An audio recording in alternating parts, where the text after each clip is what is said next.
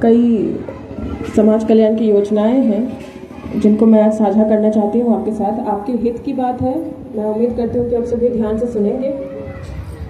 सबसे पहले श्रम संसाधन विभाग अंतर्गत BOCW बोर्ड एक बोर्ड है जो 16 अलग अलग किस्म की योजनाओं का संचालन करती है। उनमें से कुछ योजनाओं के बारे में मैं अभी आपको बताऊंगी। ये उनके लिए है, उन श्रमिकों के लिए है जो भवन निर्माण का काम करते हैं, किसी भी तरह के कंस्ट्रक्शन के काम से जुड़े हुए हैं, चाहे वो रज़ा का काम करते हो, ईंट पताई का काम करते हो, रज़ा के हेल्पर का काम करते हो, या इस तरीके का कोई भी काम है, आप कारपेंटर हैं, आप बिल्डिंग में कुचारा का काम करते हो, तो इस तरह का जो भी कंस्ट्रक्शन से रिलेटेड काम है, ये योजना उनके लिए है। आप ये समझ लीजिए कि अगर आप इस योजना के लिए BOCW के लिए अगर आप अपना कार्ड बनवाते हैं तो आजीवन आप इसका फ़ायदा उठा सकते हैं और आपके मरने के बाद इसका फ़ायदा आपके परिवार वाले उठाएंगे। अगर आपने रजिस्ट्रेशन कराया है तो अगर आपका नवजात शिशु होता है, अगर आप पिता हैं शिशु के, तो आपको 6,000 रुपये की एक मुश्त राशि सरकार आपको देती है। अगर आप माता हैं तो 90 दिन का न्यूनतम मजदूरी आपके खाते में सरकार आपको देगी। इसके अलावा अगर आपके बच्चे 10वीं या 12वीं में हैं, अच्छे नंबरों से पास होते हैं, अच्छे नंबर यानी 60% से ऊपर लाकर अगर वो पास होते हैं 10वीं या 12वीं में, तो उनको भी सरकार मदद करती है, राशि उनके अकाउंट में प्रोवाइड करती है, जिसको हम कैश रिवॉर्ड के नाम से जानते हैं। 12वीं के बाद आपका बच्चा IIT, NIT, एम्स या अगर सरकारी पॉलिटेक्निक कॉलेज में भी अगर एडमिशन लेता है तो उनकी पढ़ाई के लिए भी सरकार राशि आपको मुहैया कराती है। आपकी बच्ची की शादी अगर हुई है, आपने अपने बच्ची की शादी की है, उसमें सरकार आपको 50,000 रुपया एक बार एक मुश्त राशि आपको आपके अकाउंट में प्रोवाइड करवाती है।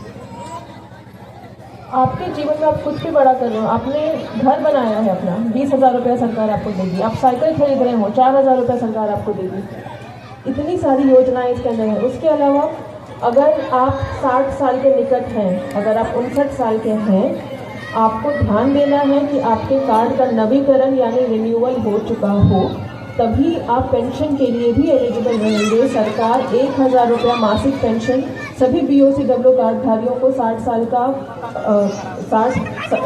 साल की आयु पूरा करने के बाद देती है। और अगर उनकी मृत्यु हो जाती है उसके बाद 500 रुपये उनके परिवार, उनके आश्रित को भी मिलता है। अगर 60 वर्ष पूरा करने से पहले अगर कार्डधारी की किसी कारण से मृत्यु हो गई, स्वाभाविक मृत्यु यानी बीमारी के कारण की मृत्यु हो गई, किसी भी बीमारी के कारण, तो सरकार आपको 2 लाख रुपये देती है आपके नॉमिनी यानी आपके आश्रित को। उसके अलावा अगर दुर्घटना के कारण मृत्यु हो गई तो 4 लाख रुपए की राशि सरकार आपके आश्रित को प्रोवाइड कराती है। इन योजनाओं का लाभ लेने के लिए आपको क्या करना पड़ेगा? आपको किसी भी निकटतम CSC सेंटर, जिसको आप वसुधा केंद्र के नाम से जानते हैं, या कोई भी साइबर कैफे, या आप खुद भी BOCW के वेबसाइट में जाकर रजिस्ट्रेशन कर सकते हैं। 50 रुपये का सरकारी शुल्क लगता है। इसमें आपका मोबाइल नंबर, आधार कार्ड, बैंक अकाउंट और आपकी पारिवारिक सूची आपको देनी होती है। ये तो मैंने आपको बता दिया BOCW के द्वारा संचालित योजनाओं के बारे में। अब चलते हैं दूसरी योजना, जिसको हम बिहार शताब्दी असंगठित कार्य क्षेत्र कामगार एवं शिक्षा सामाजिक सुरक्षा योजना के नाम से जानते हैं। क्योंकि ये सामाजिक सुरक्षा योजना है, इसमें किसी भी तरह का रजिस्ट्रेशन, पंजीकरण कराने की किसी को कोई आवश्यकता नहीं है। अगर आप श्रमिक हैं, किसी भी तरह का आप काम कर रहे हैं बिहार के अंदर, आप स्वरोजगार आपका है, आपकी खुद की दुकान है, आप खेती करते हैं, आप बिल्डिंग का काम करते हैं, आप दर्जी हैं, किसी भी तरह का आप काम करते हैं जिसमें आपका ESI और EPF की कटौती आपके अकाउंट से नहीं होती है, तो आप इस योजना के अंदर लाभ ले सकते हैं। इसमें क्या है कि अगर काम के दौरान, बिहार में काम कर रहे हैं आप, काम के दौरान आपकी मृत्यु हो गई किसी बीमारी के कारण से, जिसको हम स्वाभाविक मृत्यु के नाम से जानते हैं, तो 30,000 की राशि सरकार आपके आश्रित को देती है, प्रोवाइड करती है। इसके लिए आपको क्या करना होगा, आपको अपने बीडीओ कार्यालय में आके अपना आवेदन जमा करना होगा। ज़्यादा जानकारी के लिए आप अपने प्रखंड के श्रम प्रवर्तन पदाधिकारी से मिलकर उनसे बात कर सकते हैं, उनसे फॉर्म ले सकते हैं। अगर आप बीडीओ कार्यालय जाने में असमर्थ हैं, आप बाय पोस्ट भी भेज सकते हैं, ईमेल भी कर सकते हैं। आप अगर ज़िला में हैं तो ज़िला ITI के बगल में केंदुई में श्रम भवन है, आप वहां आकर भी अपना आवेदन दे सकते हैं। बिल्कुल निःशुल्क है, आपको 1 रुपये की राशि भी अपने पॉकेट से नहीं लगानी है। और अगर आपकी दुर्घटना मृत्यु हो जाती है, यानी आप अपना काम कर रहे थे, उस दौरान किसी की डूब के मृत्यु हो गई, किसी कोई पेड़ से गिर गए, बिजली के तार लगने से मृत्यु हो गई, तो भी दुर्घटना मृत्यु में सरकार 1 लाख की राशि आपको, आपके नॉमिनी यानी आपके आश्रित को देती है। तीसरी योजना में आते हैं बिहार प्रवासी मजदूर दुर्घटना अनुदान योजना। हमारे कई श्रमिक भाई बहन बिहार के बाहर जाकर रोजगार ढूंढते हैं, वहाँ वो प्रवासी मजदूर कहलाते हैं। दिल्ली, मुंबई, बेंगलोर, तेलंगाना, गुजरात, कई जगह हमारे भाई बंधु काम करते हैं। और अगर वहाँ उनके साथ कोई दुर्घटना हो जाती है, सरकार ने उसका भी ख्याल रखा है। आपको 1 रुपये का खर्चा नहीं करना है, बिल्कुल निःशुल्क है। इसमें क्या होता है, अगर बाहर काम करते हुए श्रमिक की मृत्यु हो गई किसी दुर्घटना के कारण, कोई फैक्ट्री में ब्लास्ट हो गया या इस तरह की कोई भी अनहोनी अगर हो जाती है उनके साथ, तो पहले सरकार 1 लाख की राशि देती थी। अब उनके आश्रित को सरकार 2 लाख की राशि दे गई अगर उनकी दुर्घटना के कारण मृत्यु हो गई। अगर दुर्घटना में उनकी मृत्यु नहीं हुई लेकिन किसी तरह किसके अपाहिज वो बन गए, अगर पूर्ण अपंगता हो गई, जैसे 2 कान, दोनों आँख, दोनों हाथ या दोनों पैर से अगर वो लाचार हो जाते हैं, तो 1 लाख रुपया सरकार देती है उनको। और अगर आंशिक अपंगता यानी 1 आँख, 1 हाथ, 1 पैर से लाचार अगर हो जाते हैं, तो 50,000 रुपये की एकमुश्त राशि सरकार उनको उनके बैंक अकाउंट में प्रोवाइड करती है।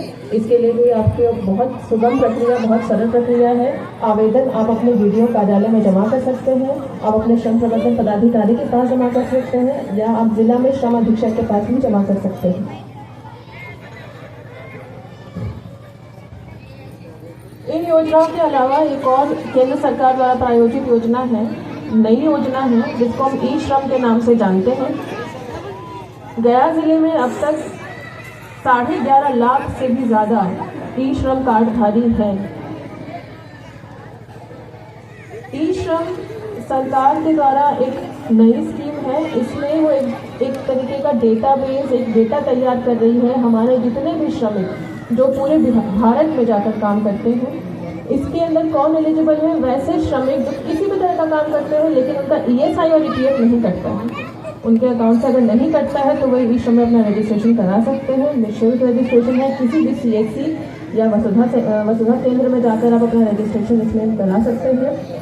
और ये आपका बीमा है, ई-श्रम कार्ड आपका बीमा है। अगर आपका पंजीकरण हो जाता है और किसी भी कारण से पूरे भारत में कहीं भी अगर आपकी मृत्यु हो जाती है, तो आपके निकटतम आश्रित को सरकार 2 लाख का अनुदान देती है। इसमें 2 लाख अनुदान का प्रावधान है।